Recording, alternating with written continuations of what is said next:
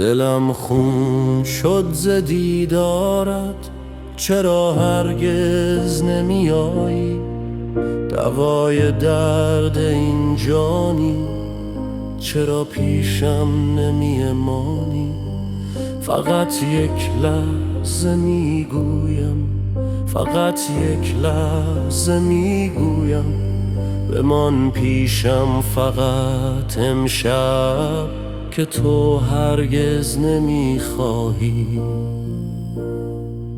همیشه من به یاد تو چه شبها گریه ها کردم، که میدانم تو یک لحظه مرا از خود نمیدانی.